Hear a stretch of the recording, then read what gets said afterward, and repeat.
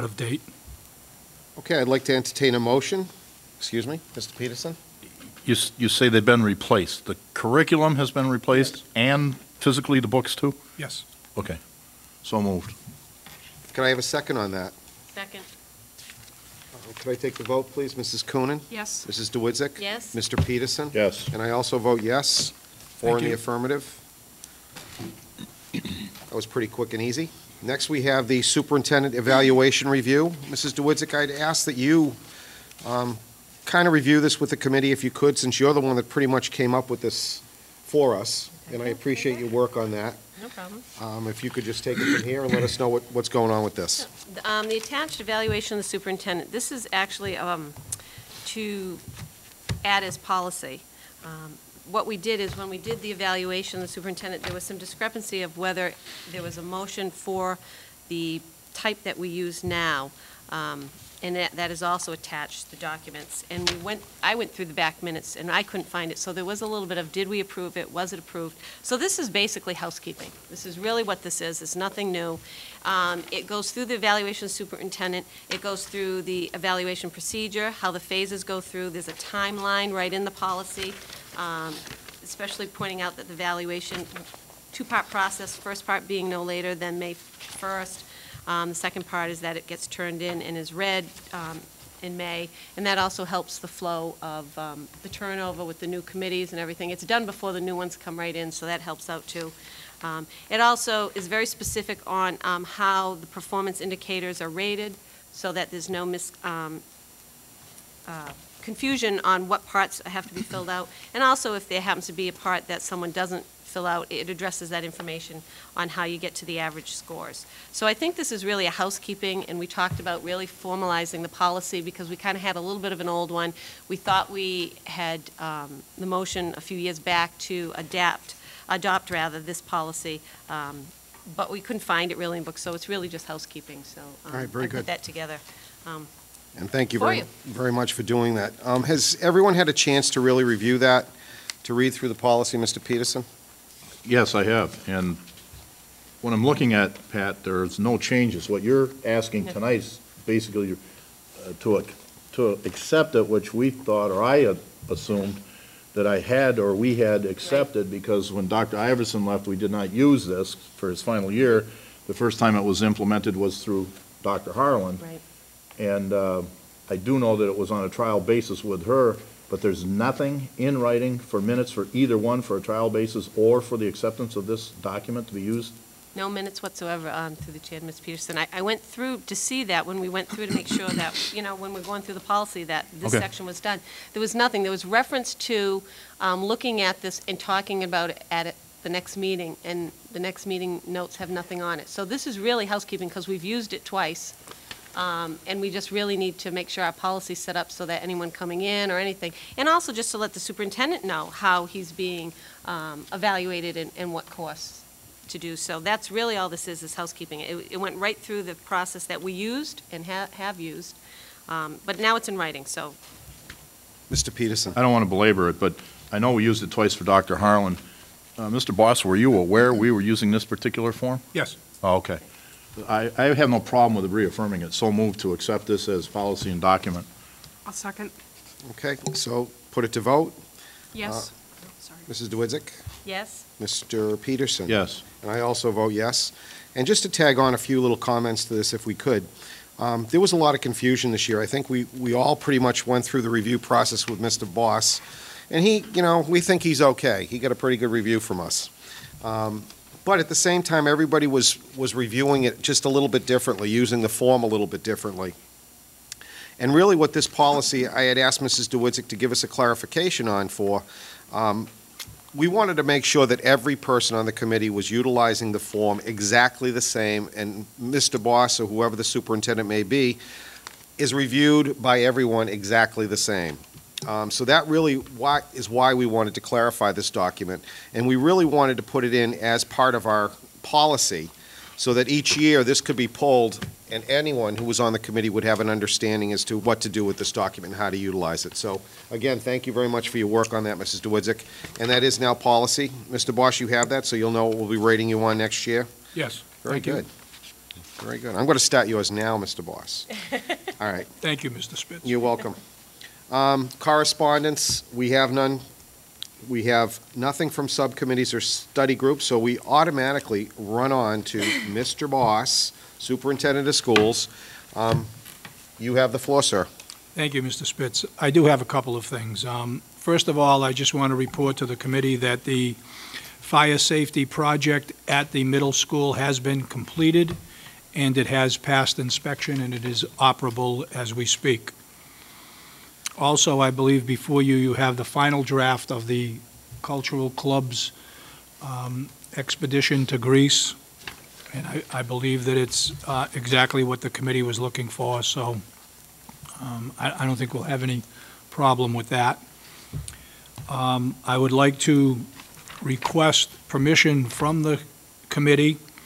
We've had a request from the Oxford Babe Ruth League to donate a new 10 by 12-foot shed that would be located behind the backstop of the baseball field. The shed would be used solely to house tools that are used on the baseball field, bases, bags of lime and things used to store there so that we could keep the baseball field and softball field in operable shape. This shed will be donated by the Oxford Babe Ruth. Obviously, they would use it also when they have their Babe Ruth League games here. It won't have any electricity or anything. It'll solely be used for storage. Now, is this presently in place, Mr. Boss? No. Oh, no. They're asking permission to be able to build one, yes. Okay. And where exactly would this be located? Behind the backstop, out of the way of the field of the baseball, out of the way of the playing field. Does anyone have any questions on this? Mr. Peterson? It's being donated by the Babe Ruth. Is that available for the high school to use also, or is it solely for their purpose? Oh, no. It will be shared by the high school and the Babe Ruth League. When the Babe Ruth League uses the field, which they do, Right. all right, they would have access, obviously, to the shed. Good also. To line the fields and so forth. May I, Mr. Spitz? Certainly. I don't have any problem with that. My concern is we never finished this place up, never got proper storage, and a lot of the storage is underground, which is hard for the spring teams to move out of the basement up to where they need. My only concern is to start Mickey Mousing up the property. And I shouldn't say it that way probably, but you start having a shed here and a shed there. We've still got these old trailers out here. They're not really eyesores, but they could use a paint job. And if we start putting sheds all over the place, and I understand why they want to put it there for their convenience near the field, but does it have to go there, or can it come over here by these other sheds so that they're all in one place and not tons of sheds all over the property for, again, for security purposes, for our own people to monitor and control, for vandalism and other things too? They would be all here where the custodians can get and see them and look at them at night quicker than going all over the whole campus here, middle school and high school. It's only a suggestion. I'm not adamant that they can't go there, but I just think that we're going to start getting sheds everywhere, and they're going to be in the way for other purposes. Well, I don't know, Mr. Peterson. I'm not sure where they intend to put it or how. Through the chair to Mr. Peterson, I don't know. They requested that it be back there because it would be out of the way. It would be closer to the baseball field and softball field so that they don't have to go all around in order to get to it. That was their suggestion. They came to Mr. Grenier and asked him if they could do that, and he asked me to present it to you this evening. I guess there could be more discussion on it. I don't know.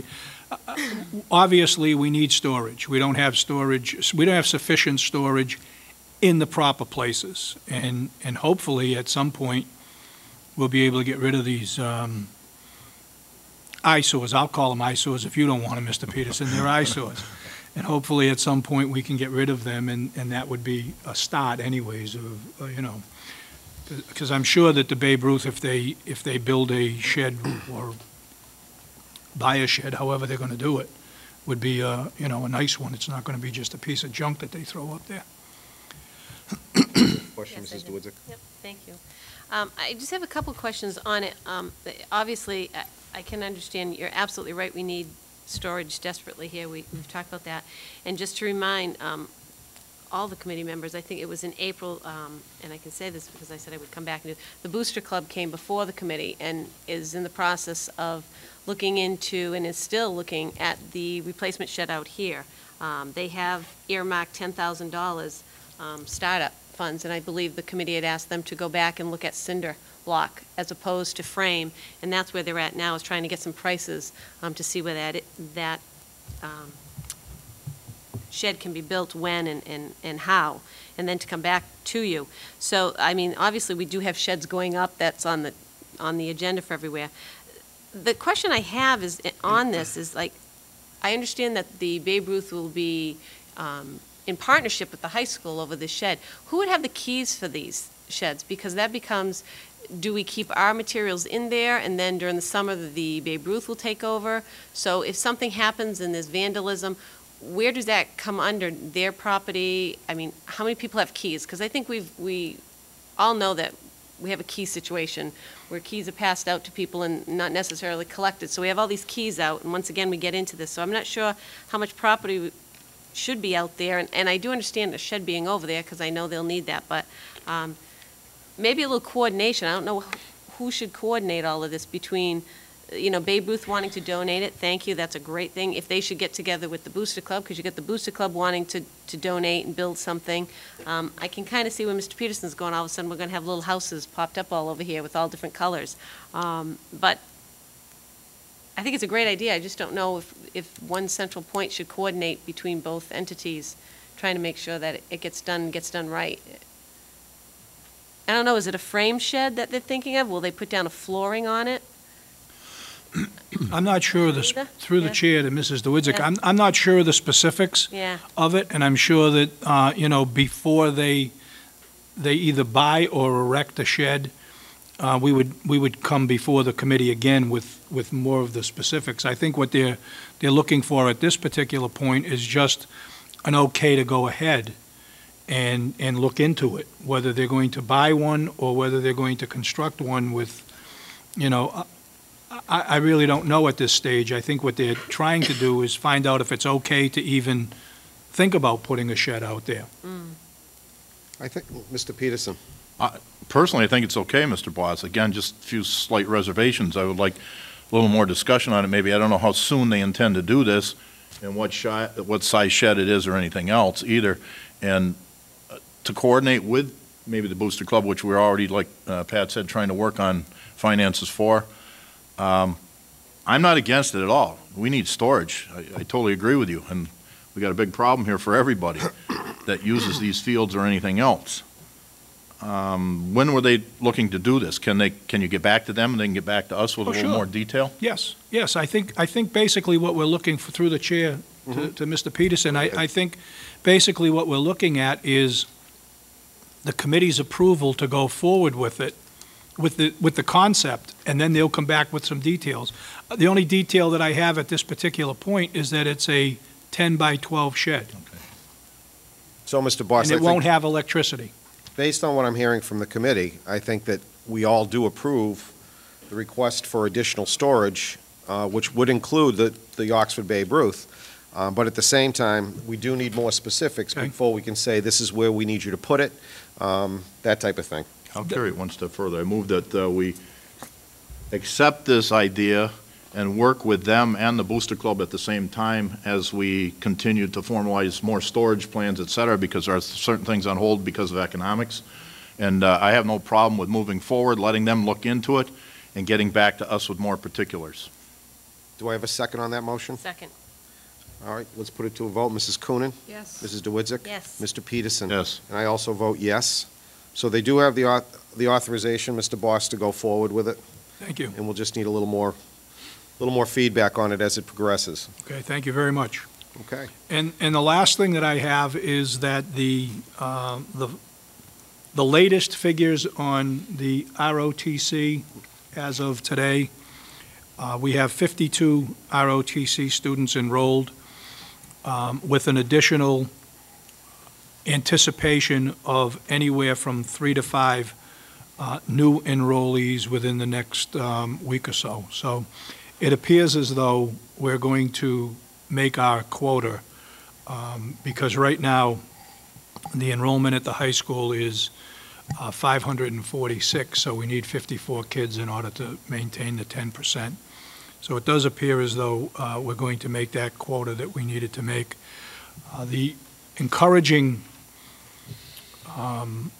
figures are that we have 18 NS1 students this year, which is the largest freshman class in the last 6 years.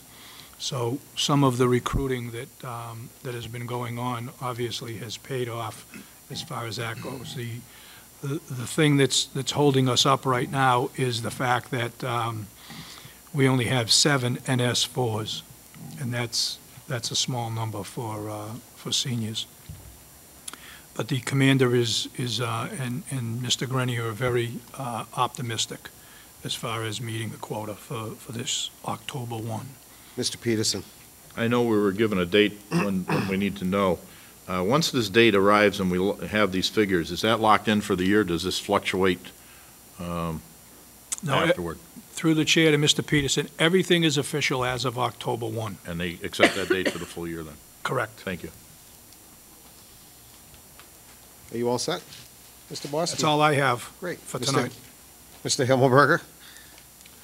Thank you, Mr. Chairman. I only have one item for this evening, and that's just to follow up again on the food service program, to let the committee know that we have had a terrific response by the families and the parents in town, and our operating deficit is narrowing rapidly, and I just continue to urge parents, if they have questions, to feel free to contact our director, Angela Scalaro, and certainly to go on the website where there is tremendous amount of information. But thanks to all, everyone's cooperation is literally paying off. That's great. Where do we stand on that letter that you had wanted to compose with food service to send out to still delinquent families? Did we do anything with that at all, or are we just going to hold that for now? We have chosen to hold it for now, as the response has been so good. Very good. Mr. Peterson? I was not at the meeting. I was on vacation when you discussed the policy, and this will be the second meeting now. Is there a formal policy? Are they going to vote on something, or when will that take place? We've actually held that, Mr. Peterson, and we wanted to see what the response was. A policy as well? The policy has not gone into effect as of yet. The policy we did not do. We thought it was a little harsh, to be honest with you, if you go back and review the minutes and the tapes. And we honestly felt that should we put out an ironclad policy for the district, it really needed to be finessed before it was put into policy. So basically what we did is we asked Mrs. Scalaro to go back and work with Mr. Himmelberger to see if they could produce results without changing the existing policy, because the one that she came forward with was a little tough, and we weren't quite ready to approve that. So that's where we kind of stood on it. We do have a policy on food service and how the bills are paid. I mean, there is a policy in place. She wanted to amend the policy at one of the meetings that you weren't present at, and that's what we did not want to do. We did not want to adjust the policy with her amendments included. So we do have a policy in effect for the school committee. We just do not have her amended policy in effect. Yes, Mr. Peterson. I don't want to belabor it then because you put it on hold. But I have to disagree with the committee, and I'll only say a brief. I'm one that's very hard on collections, and we've been pretty soft on collections here. Mrs. Scalaro and I went round over the food program when I first got on here, and she proved to me certain things were beneficial. But I, as a taxpayer, one of those, you take that $5,000 debt that we had, my taxes are $2,600 in this town. 2 taxpayers for that debt alone, and if that continues to escalate, you get into 3, 4 taxpayers, you could get a teacher on board for that. Mm-hmm. And I'm sorry. I think we need a harsher policy, and I'll let it go for time being. But I believe that a stricter policy has to be in place because we've been run over after this has been taken over. So and I think if you go back and review the tapes, we all felt that way. And we felt that we had to come up with that fine line policy that totally enforced what we needed to get that money from these delinquent families. but yet still not deprive a child of having a meal if the families were not able to afford a meal.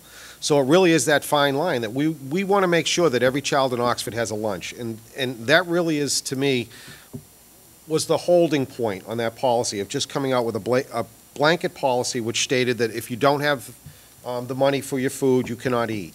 And that's where we had the problem, because pretty much what the amendment called for was exactly that. I, too, pay taxes in this town, Mr. Peterson, and I, too, want my tax money spent to the best of our ability.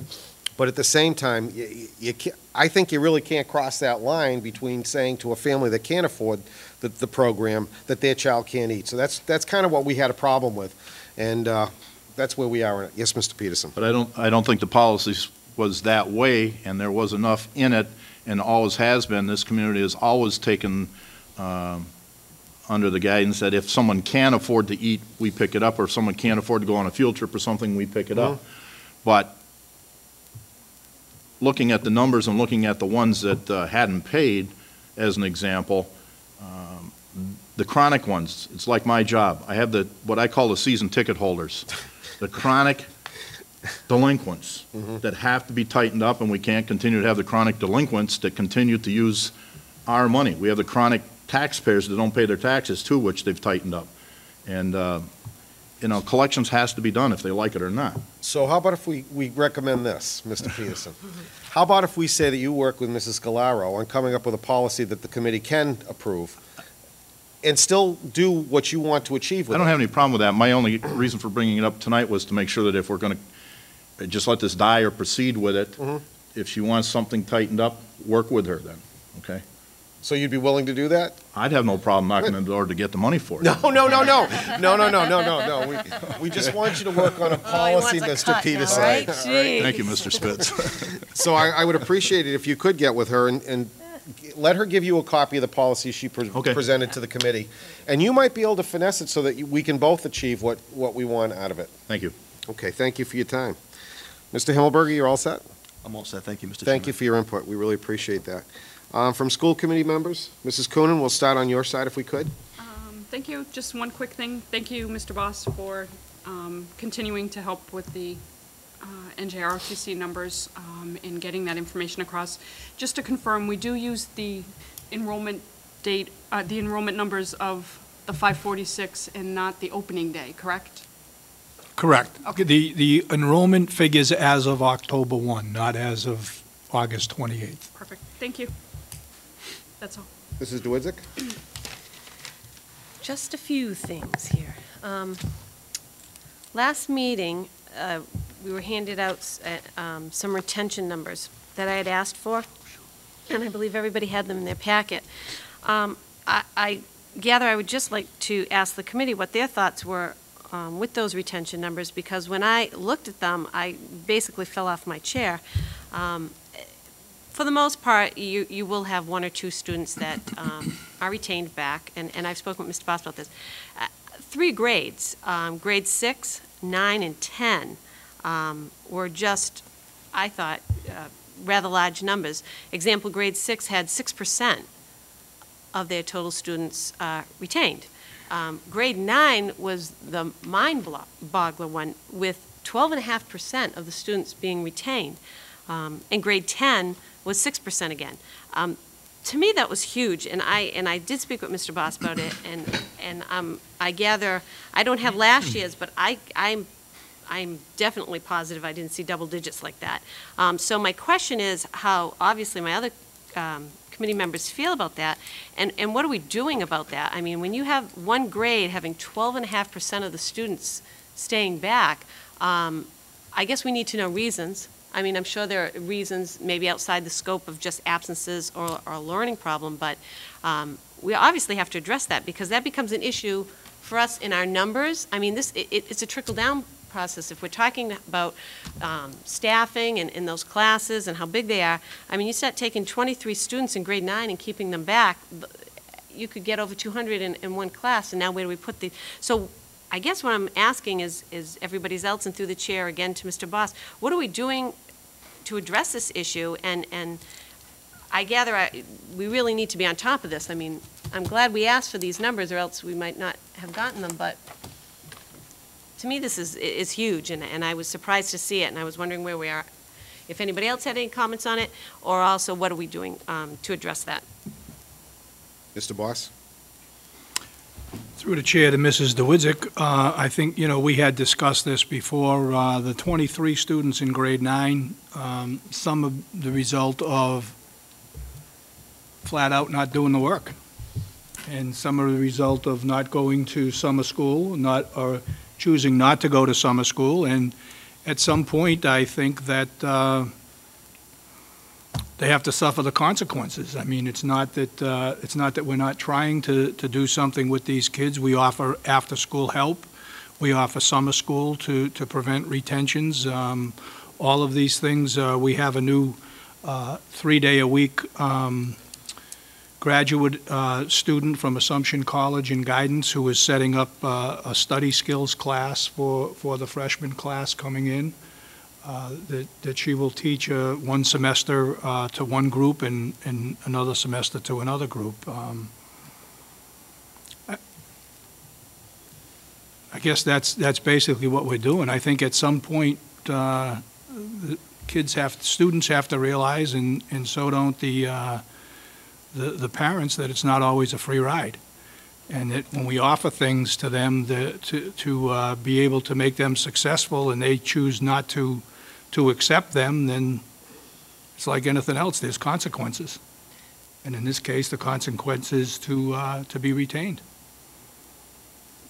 Through the chair, if I could, Certainly. Ms. Rett, do you think that's just happens to be a tough group? I don't know what else to say, to call that. I mean, those numbers to me were shocking. I don't think we've ever seen those numbers that high. It was a tough. Well. I know it was a tough group when they were in grade 8. Yeah. It's a tougher group in grade 9. It's going to continue. No, it's obviously obviously no one's fault, but when the numbers were so great, it was like, wow. Mr. Peterson had a comment on that, if he could. No, just let her finish up. I think she was all set on that part, right?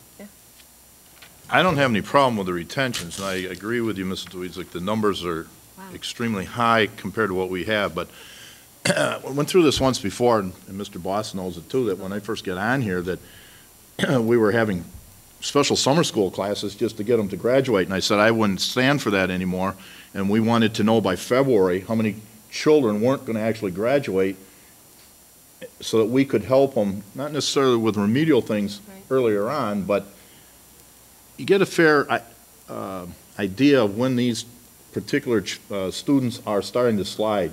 7th, 8th grade, even by 9th grade. It's better to retain them now, even though the numbers are high, than to try to get them through the MCAS test and have them flunk the MCAS in the 10th grade and then drop out. We're doing them no service. And I think Mr. Boss is right. We've been over backwards here. We've had in-house, out-house suspensions. We've tried all kinds of different things. And if some of these aren't working, other consequences have to be suffered, like he said. And I think at this point in time, yes, it does make it hard on that particular grade group for the teachers. The classes are bigger when you have to retain, but without doing it, I think we're doing a disservice to the student. And my only question would be is if some of it's disciplinary problems, or if we have some outright students that are having some extreme learning disabilities that we might try something else with, which I think you alluded to with the new 3-day person trying to rewrite some sort of program for us to help them through. Do you know how much of it is academics, or is it a lot of discipline problems? Mr. Boss? Through the chair to Mr. Peterson, I would think that, obviously some of it has to be discipline problems. I mean, I don't have the names in front of me. I don't want names. Yeah. or their discipline records. I can research it if you'd like. My guess is that, part of it is discipline, a part of it is just not doing the work. It's one of those things. We have programs in place to any kid that's having a problem being successful in school. We obviously offer programs after school for them. We offer tutoring at the middle school, mandatory tutoring. We have our faculty stay a night back here for extra help.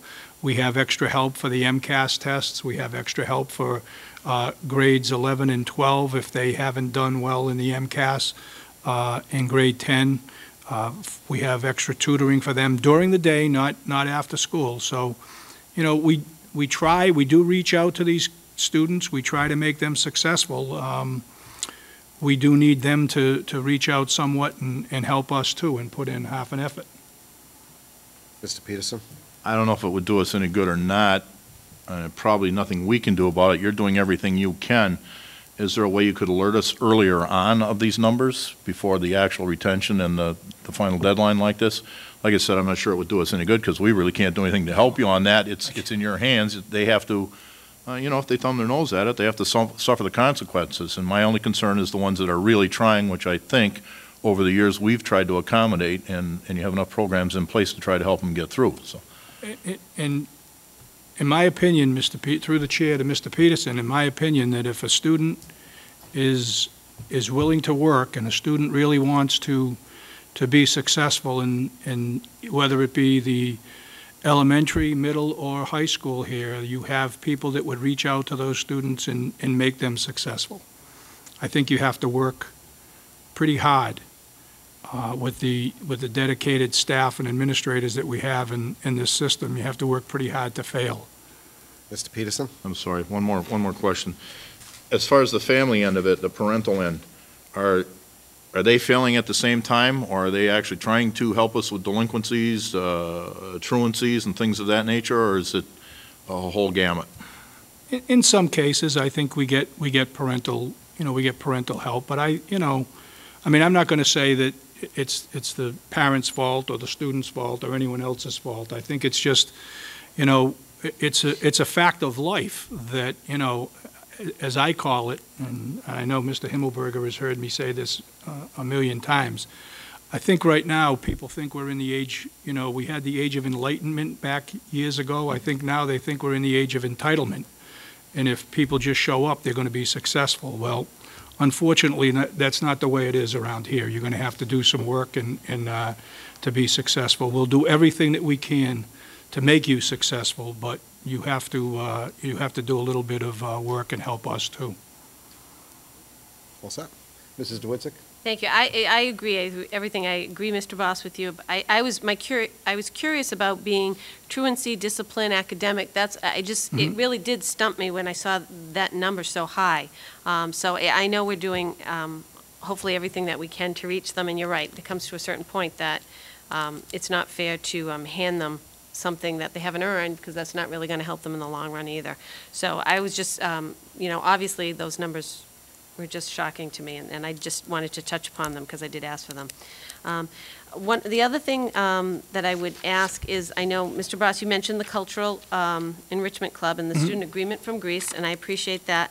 And because we had done a preliminary okay, I would at this time motion that we approve the Enrichment Club student agreement. We also got their fundraising activity, which is what we were waiting for last time per our policy, that we needed that, and the fundraising that they're doing is minimum, if anything.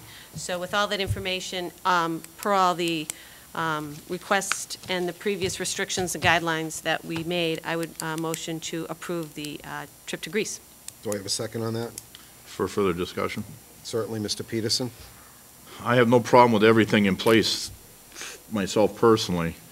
I know a couple of weeks ago, Mr. Boss, you had asked for a waiver or us revisiting the absentee situation compared to other. I got to tell you, I've thought about it, and normally I wouldn't. Excuse me, Mr. Peterson, I don't mean to interrupt you, but if I could, through the chair, I've withdrawn that.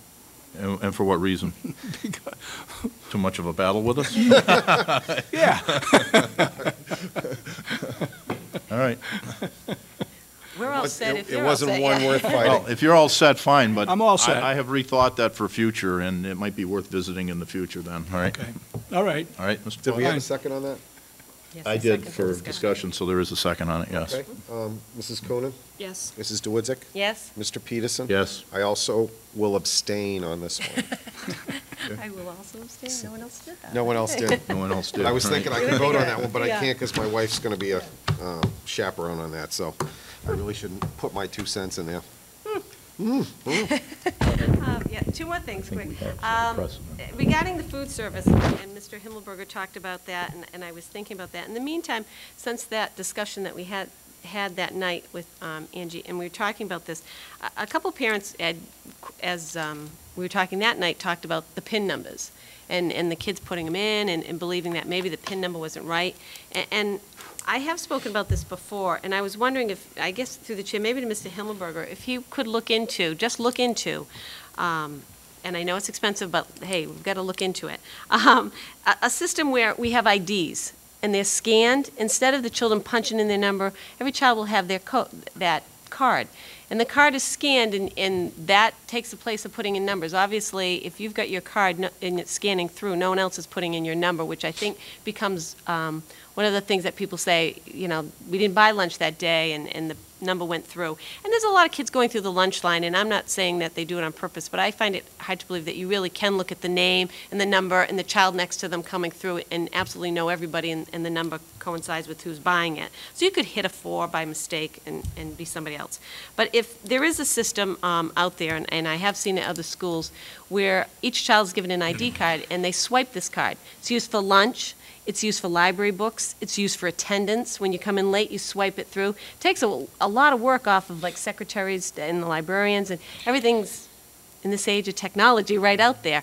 I was wondering if we could look into something like that for future ideas, how much that would cost, and maybe that would take some of that. We would know instantly who, what, and where, you know, somebody borrowed money or didn't have it, or books or attendance. So maybe if we could look into something like that, perhaps. I believe it is Norton High that has that system that I saw it in. But it was really great, and I talked to the secretaries there too when they said it really helped out so much in their attendance, because as a child comes in there late, they swipe it, you know. And maybe we could get into that type of situation, because I think that's a learning tool too for children, because today if you go anywhere, you know, you're swiping a debit card and everything else, and that's technology today. So I was wondering if you might be able to tie that in with technology grant somewhere, but just looking into that information maybe. Be glad to. Thank you. Mr. Peterson, you're using all your time I know. tonight. I just want to let you know that. Mrs. He's using my Dewitzik's way dime. ahead of me, so I have to keep up with her tonight, all right? I'm getting back in the groove. But I agree with you, Pat. I think we could carry it one step further. We have these IDs, and my ID at work, everything else is barcoded. I don't understand why it wasn't barcoded when we got the IDs done here, maybe for expense or whatever. But I don't see why they can't even be barcoded and used for, like Pat said, for everything, for attendance, for food, for anything else. They wear the IDs all day anyway. They've got them with them. That company probably can barcode. Yep. I mean, my own ID, I can't get in any building, courthouse, or anything else without using any. Everywhere is doing it. The Big E, everyone has a ID with a barcode on it, so. Right. I think it's something to look into, and it's obviously something that they'll run into in the future anyway. So it's not something, I think it might be a little easier for the younger children to also go through lunch lines and just have to swipe instead of looking at numbers. It might free up those lines a little bit from what I've heard. My last thing that I have, and I spoke with Mr. Boss, maybe he could elaborate what our time frame is. On August 13th, we did a motion for the email notices, and I did talk with Mr. Boss, and I know but if you want to reflect to the committee what we discussed about sending out those email for emergency notification.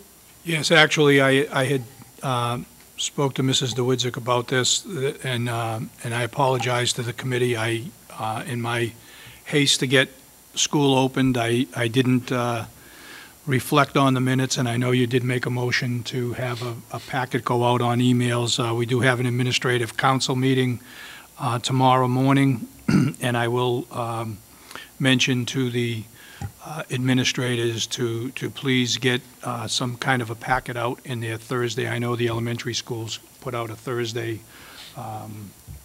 notice, so hopefully we can do that.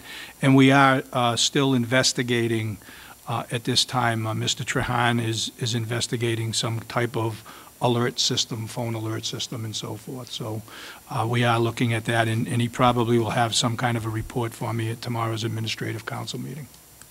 So could we have an update maybe at our next meeting where we are, if Neil was able to batch those Yes. emails at that time, and at least have that on? I know It's obviously not an impossibility, because I know that I've gotten my email from the high school from Mr. Grenier. He sends out a newsletter from the principal, and it comes to all of us. And every time that comes through, I think, wow, if something happened and we had to dismiss school, he could just punch out one little thing and it'd be out in 2 seconds. And I think it's, as we talked about before, it's not the perfect fit, but it's better than nothing, and the price is right.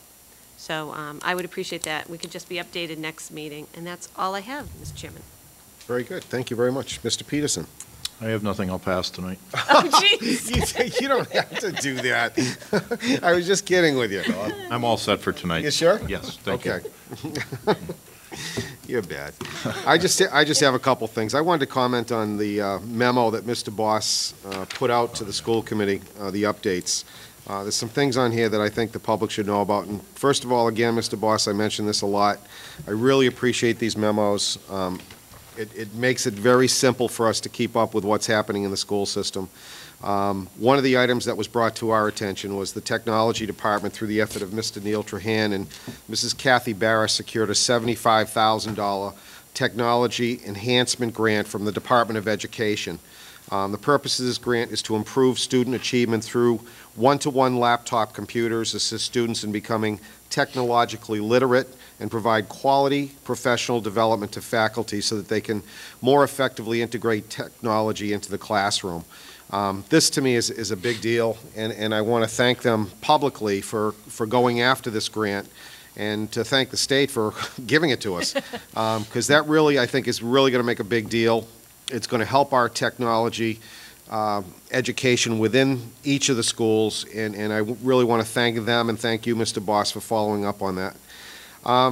And the only other thing that I was happy to see is that complete restitution has been made from last year's little glue incident that we had at the high school.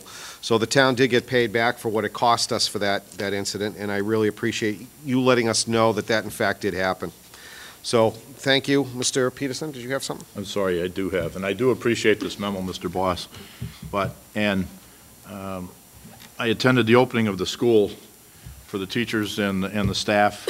And did a great job, too. Well, Mr. it was Peterson. excellent, and I really appreciate that particular type day. But Mr. Boss introduced me as the esteemed member.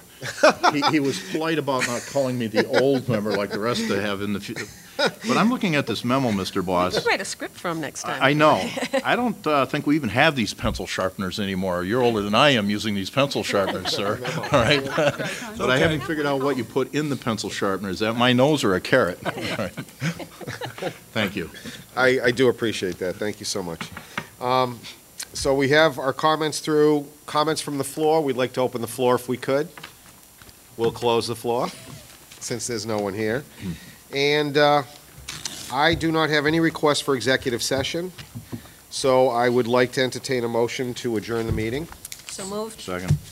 Could I take that to vote? Mrs. Coonan? Yes. Mrs. DeWitzik? Yes. Mr. Peterson? Yes. And I, too, will vote yes. So the meeting is adjourned at 7:17. Thank you much. Thank you. I don't even know where you found that pencil. That's for mathematics. All right, very good. Thank you. That's We- all I have. Thank you. You're welcome. Could I have a vote? Mrs. Coonan? Yes. Mrs. Ennis? Yes. Mrs. DeWitzik? Yes. I also vote yes. Mr. Boss? Yes, I Mr. didn't think you were Chairman. voting on this. I'm not. I'm not. I just raised my hand All because right. you were finished. All right. Thank you. I want to, before Mrs. Barris leaves the table, I want to thank Mrs. Barris. You took my thunder. That's exactly my next thing. I Okay. mean, Mr. Boss. Go right ahead. Well, I just wanted to say, and that's actually what I was going to say, too, that we really appreciate the devoted work that you've done for our system and feel that you've made some great inroads for us, and we truly appreciate the work that you've done, and wish you nothing but the best for your future and hope everything's okay with you. Thank you. Mr. Boss, I if you'd like to add to that, please do. No, well, what else could I add? I'm All the sorry. best, Kathy. Thank Best you. of I'm luck. All the best. We certainly are going to miss Mrs. Barris, and this Title I reorganization is just a tip of the iceberg of some of the work that Mrs. Barris has done for the district. I mean, we all knew that we needed to do something with Title I, especially in our math area, and we sat down, and actually it was Mrs. Barris's brainchild, and she came up with the reorganization of this, and it's just another example of her outstanding work, that's all. Thanks again. All right, I have no correspondence tonight, and I don't think we have any subcommittees or groups. They left. So could we get right on to the superintendent of schools? Yes, you may. I have a couple of things, all right? First of all, as you know, we've in the past sponsored an opening day breakfast for all of our employees, and what I need from the committee is a vote to be able to go forward with that. I have spoken to the OEA. They are willing to split the cost with the school committee, but I need a vote of the committee in order to go forward. Could we entertain a motion for that? Who's cooking? Me. Mr. Boss? I'll be one of the cooks. Wow. Oh, well, then in that In that case, we have to say yes. Could I entertain a motion for that? So moved. Second? Seconds. Mrs. DeWitzik, could I take a vote? Yes. Mrs. Ennis? Yes. Mrs. DeWitzik? Yes. I also vote yes. So, And what was the date? bon appetit. What was the date on that? I don't know. Oh, you don't know yet. August 28th. You know, all right, We that's, voted through, we that's don't how get you to want to do comment. this tonight, huh? I'm doing Okay. it the 27th and the 28th. That's great. Mr. Chairman, does that begin at 8 8 o'clock. All right, anything else, Mr. Boss? And then from the breakfast, we will adjourn into the auditorium for our opening day remarks. Great. Yes, I have a couple of things. First of all, I just want to let the committee know that we are researching the virtual high school. I have done a little bit of cost analysis on it right now, and then we would have to address the high school faculty to see if we would have anybody interested in being trained both as a coordinator and as a teacher. I can tell you that I don't see it happening immediately. However, we are definitely looking into it to see what the feasibility may be. Great, thank you very much. Could you? Yes. Mr. Boss, on that note, would you also look into like what courses we would, I saw the replay of it and I read some of the information, but I'm kind of concerned on the open-endedness of courses in there Okay, and what would sure. that all into one type of presentation that you were looking at? Will do. Thank you so much.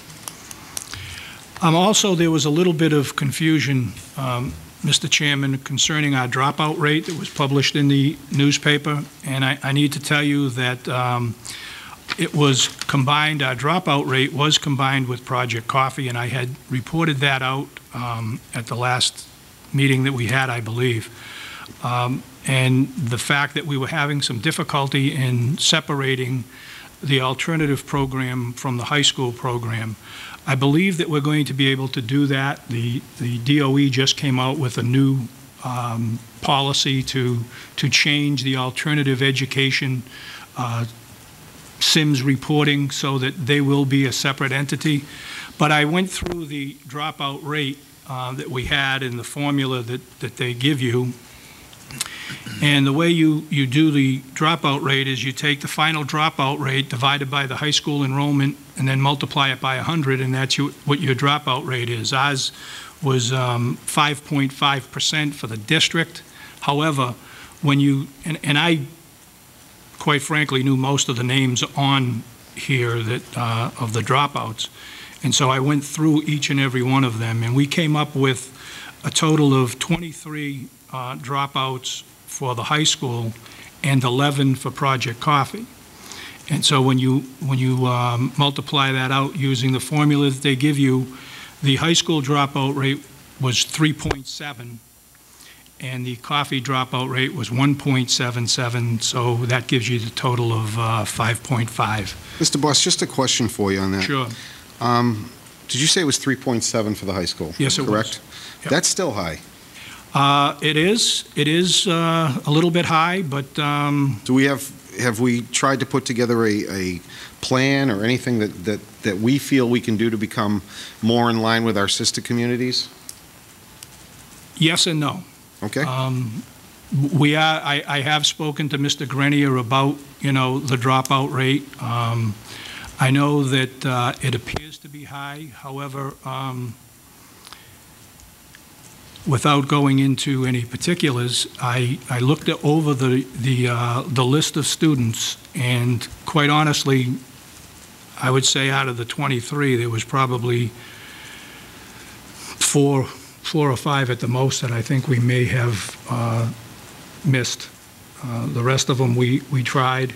Some of them, unfortunately, have been incarcerated and are not able to return. Well, that would And so they stop them still- from coming They to still school. count as dropouts, though. And that was the case with Project Coffee also, that some are incarcerated and some have left, and, excuse me, we have no idea where they went because they just kind of left, you know? So it's kind of difficult to, you know, stop a student from dropping out when they just kind of leave and you can't find them, you know?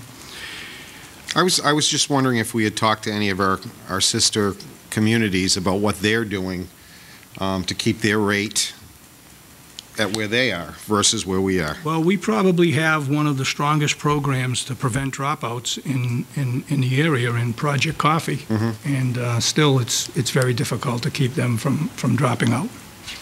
Thank you. You all set? Or would you, if you need more time, Mr. Boss, we're here for you. Thanks. No, I'm all set, thank you, Great. Mr. Chairman. Mr. Himmelberger? Thank you, Mr. Chair. I have one item in the packet, which I also gave you an update on, and that has to do with our food service policies. And just as a brief overview, districts across the country are faced with a lot of red ink in trying to manage their food service programs. And primarily, these are standalone programs that have to be self-sufficient. And the only source of revenue is from the point of sale. In our case, we do have a small federal subsidy as well.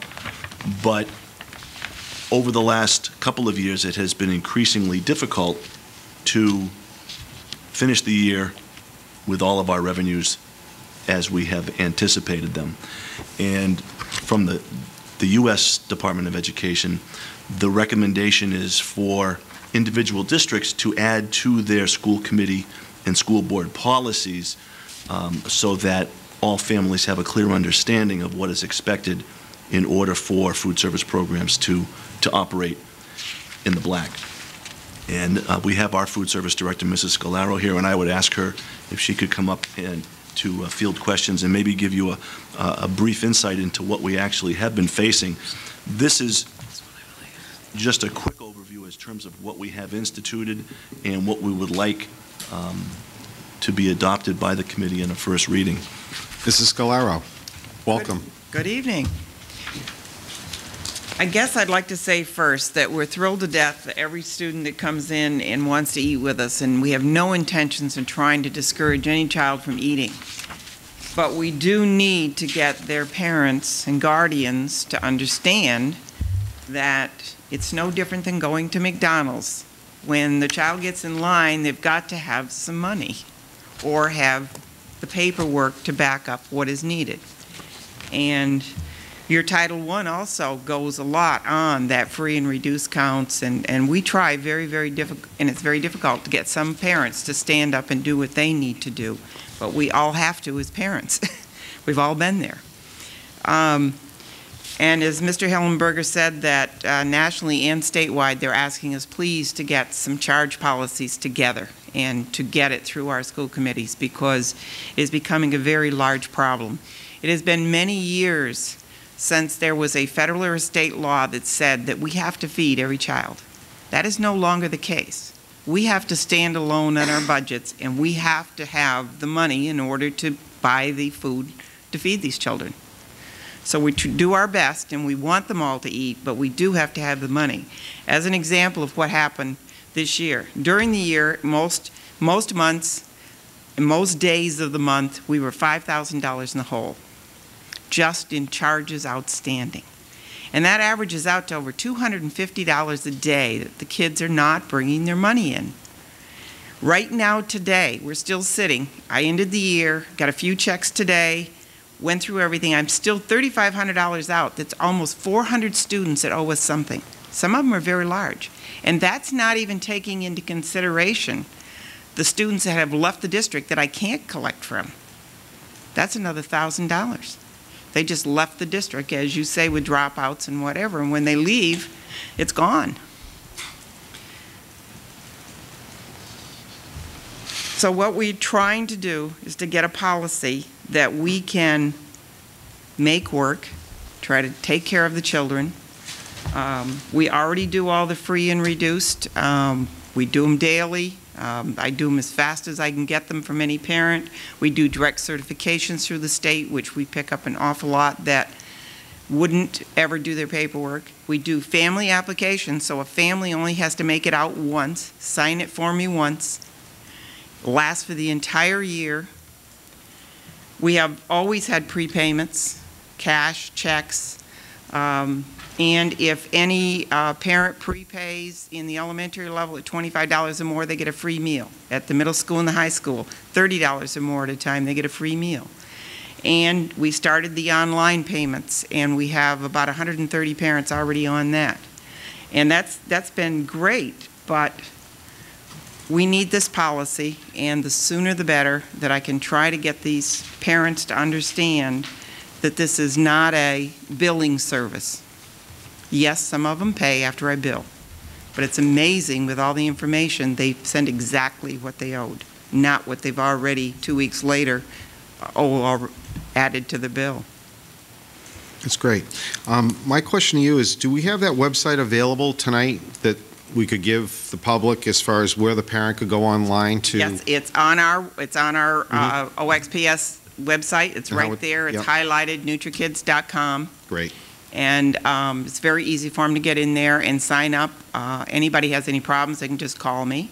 They just need their 10-digit ID code, which is the student state ID code, and it's a very secure online service. And being online, of course, there is a cost to them, but it's a base cost of $1.75 for a transaction. So if they want to put $50 on the child's account, they're going to get a couple of free meals, and it more than pays for the $1.75. So everybody that's tried it so far seems to be very, very happy with it. Well, I think this is great, and I think we really do have to have a policy in place for this. My only question when this was given to me was, are we going to word this and get this home to each student? We're going to word it a little differently than we see now, because this is really kind of in a policy form and really is not user-friendly as it's sent home. We have a user-friendly type of thing already on our literature. Okay. But I would like to have the policy, as the State Department is stating, from you people, that this is a policy, not just mine, that we can send right with letters. Because I'd like to get another mailing out, too, as well, to those that still owe quite a bit of money. That really is only my concern in this, is that we make sure that we do get this out to people and don't just put a policy in place and really don't get the word out there. And I know we've done it 100 times, but we should do it 101, just so that everybody kind of understands. Mrs. DeWitzik? I just have a quick couple of questions, Angie, if I can. And this will go through. What's your anticipated cost for lunches this coming year? Is it staying the same? I have not asked you for a price increase.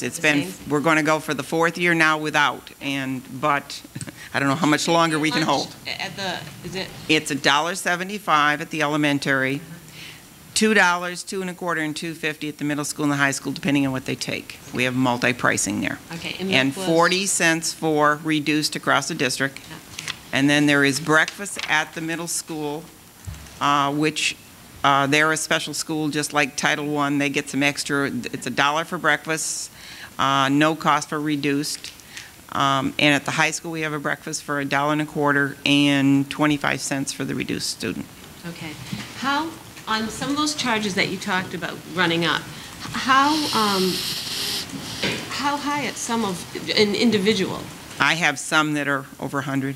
Okay, so let me ask you this. How long do you allow charges to go? Because what I'm trying to get is, this is kind of like a no strike, you're out.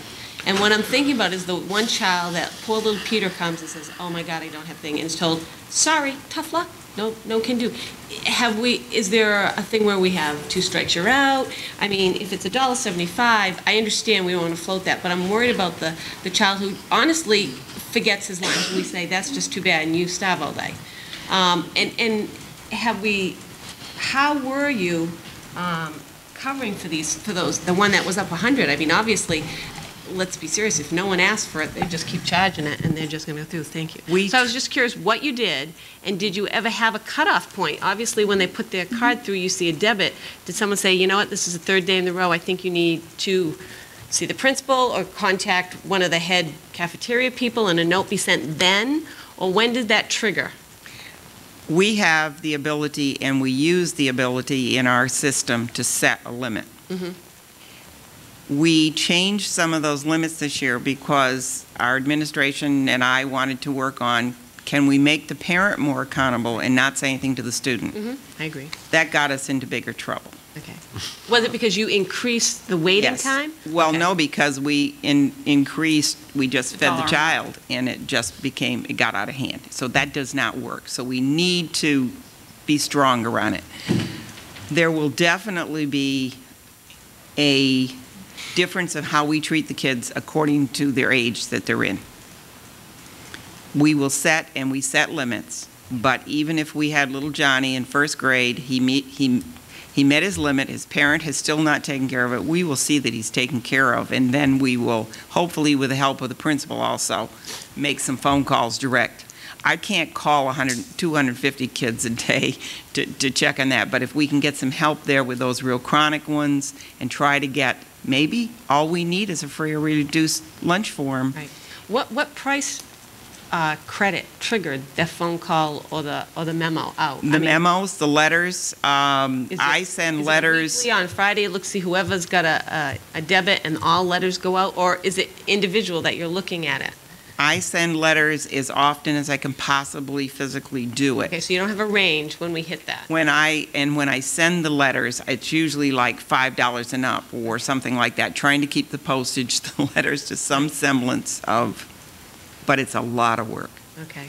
'Cause The computer makes out the letters, but somebody's still got to fold them and stamp them, and it's a lot of work. I understand that. It's a business, as you're absolutely right, certainly it is.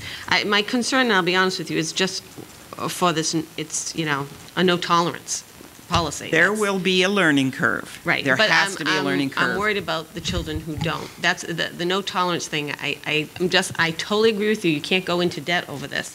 But I'm a little worried about the 1 or 2 type things that happen throughout the year, because as a mom getting ready in the morning, I know what can happen when all of a sudden you're at work and going, that $2 is sitting on the counter, and I didn't put it in the back pocket. And I know the children aren't being reprimanded now. I know that. That's great. So that was my only concern when I quickly read over it, that maybe it wouldn't be, it's not a one strike, like you would get one grace and then there is no, I mean, some people have to know that. That's just how it is.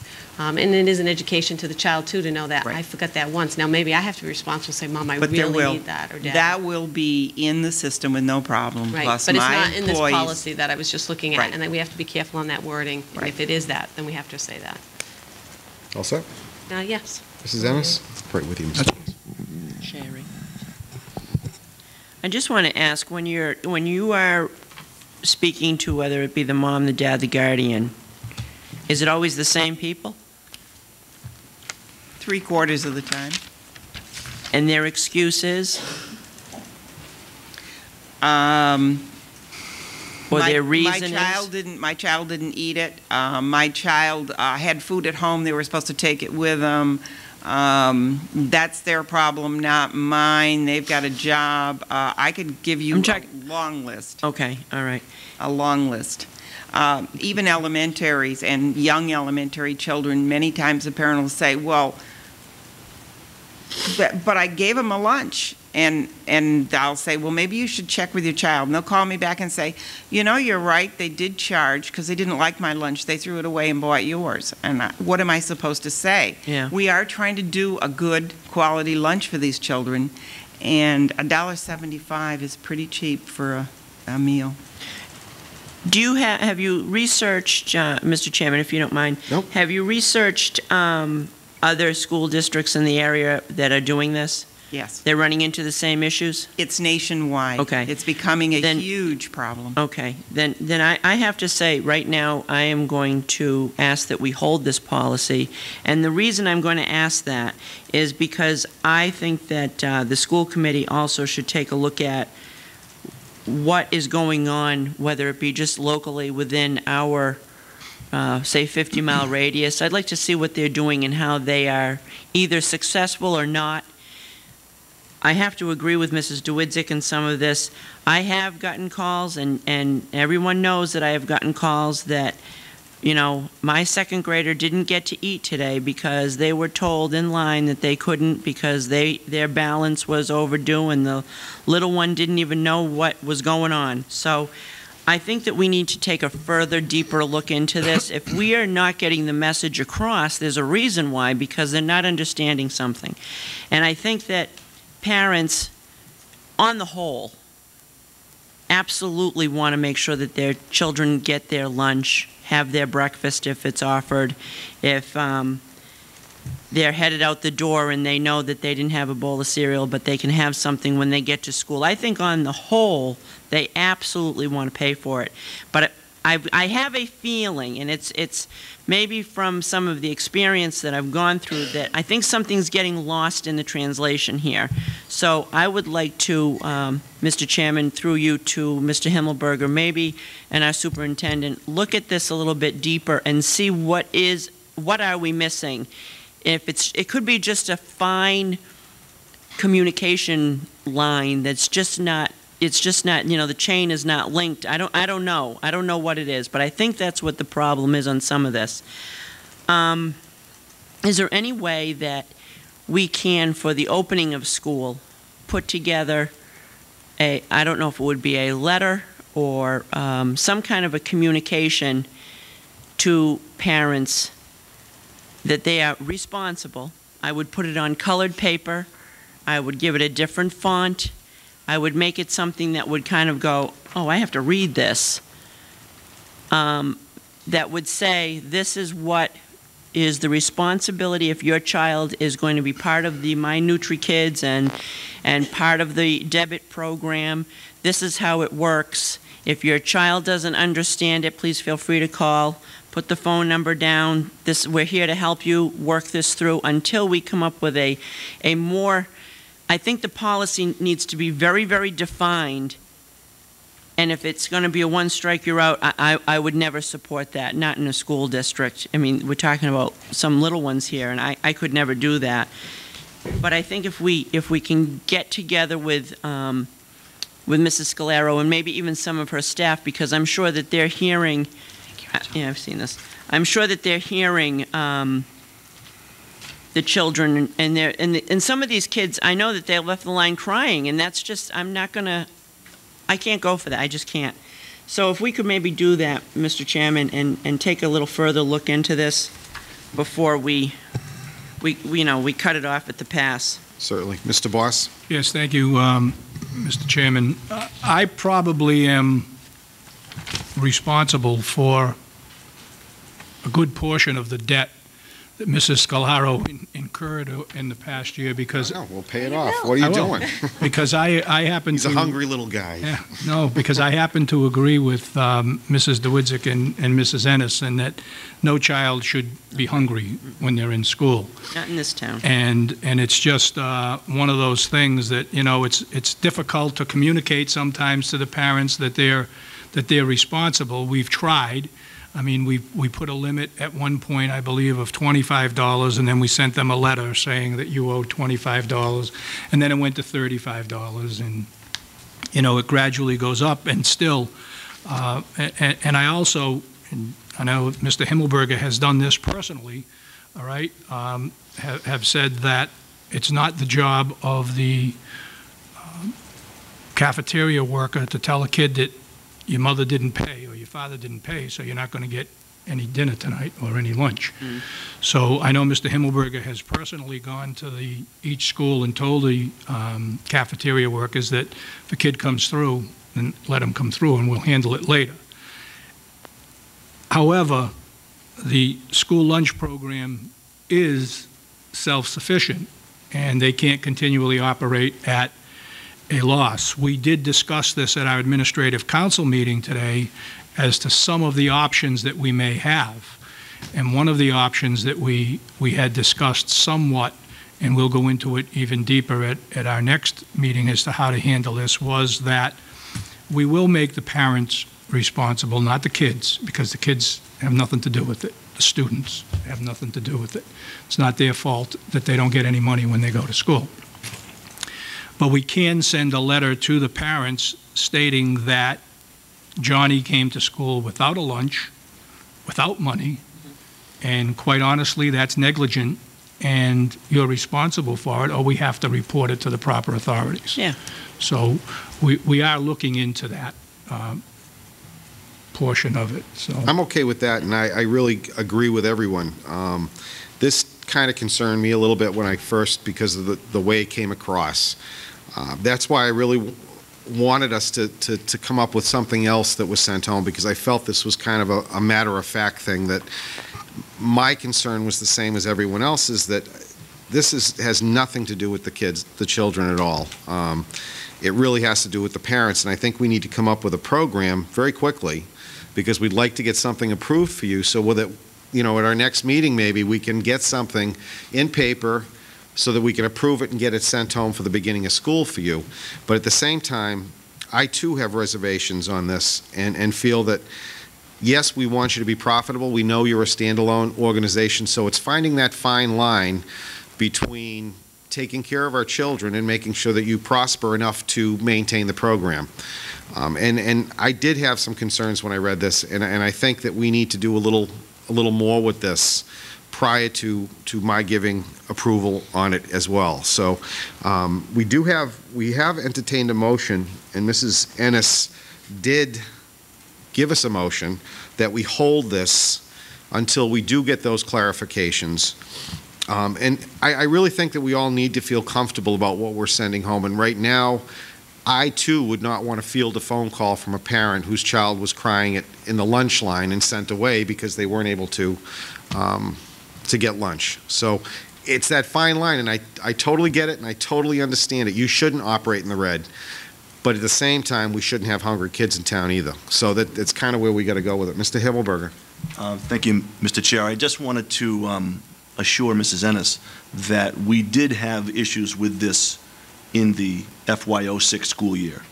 And it was quickly resolved with Mrs. Scalaro and myself coming to an understanding as to the students come first. And last year, to my knowledge, no child, no student in Oxford was denied a meal because either they didn't have money or that they were in arrears on their account. And both Mrs. Scalaro and I have communicated that to staff across the district, that it is not the student's responsibility.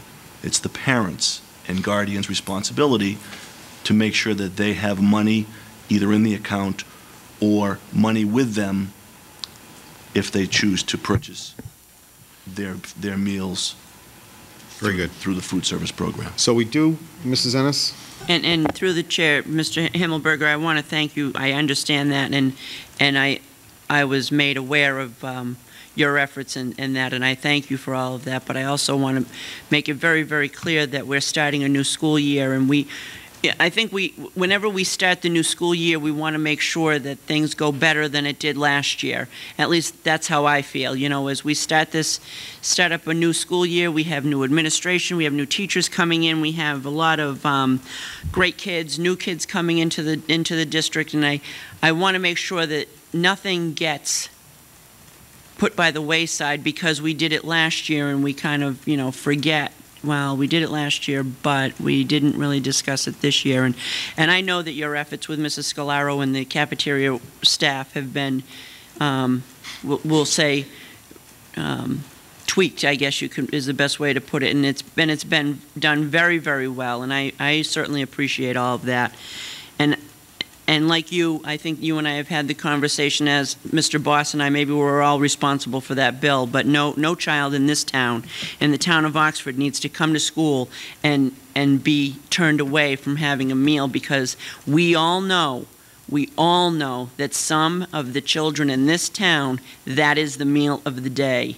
So that is why I'm kind of vehement on this, because I don't want any child in this community to ever be turned away from a breakfast or a lunch if they can't pay for it.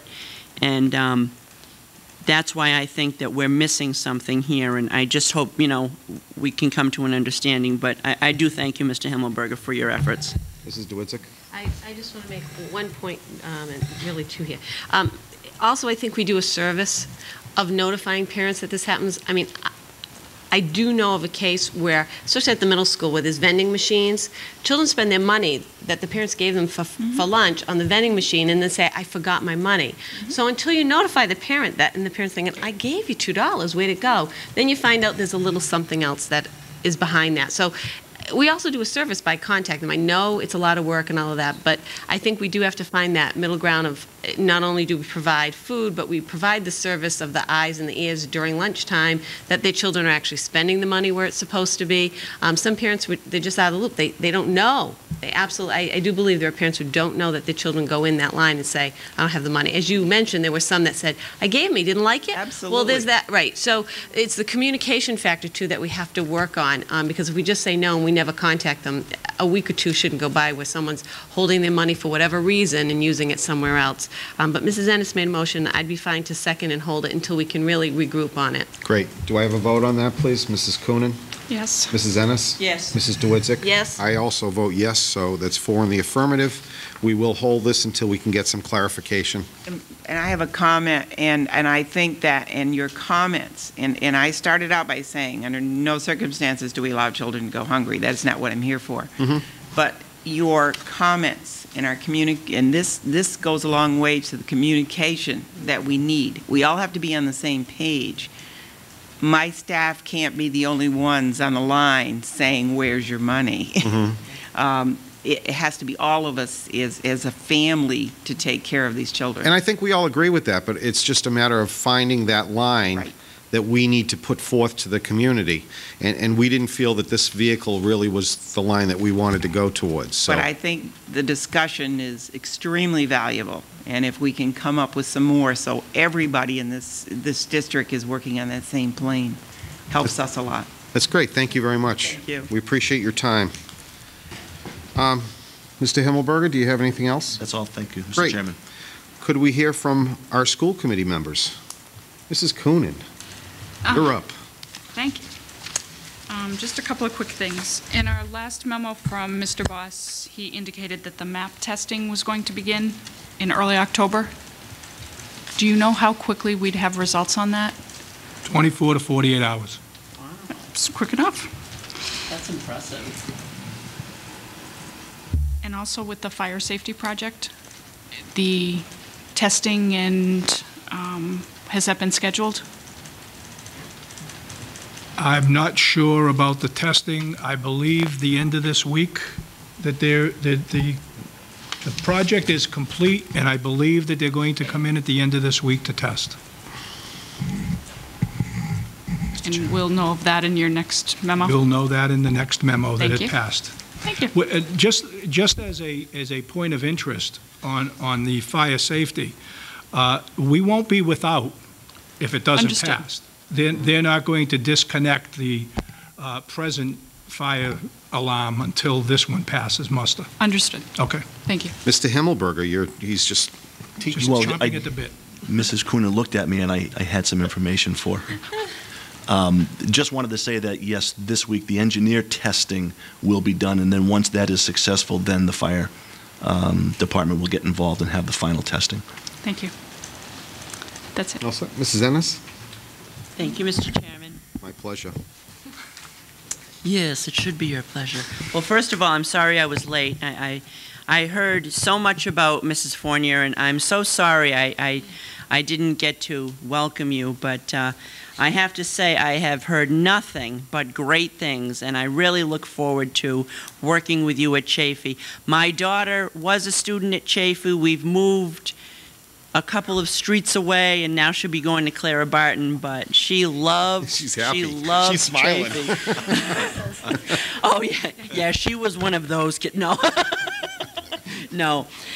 Molly had a pretty good reputation over at Chafee, but and she will miss that school dearly, and I have to tell you, from all of the teachers that Molly's had there, you have wonderful, wonderful staff, and I really wish you all the best.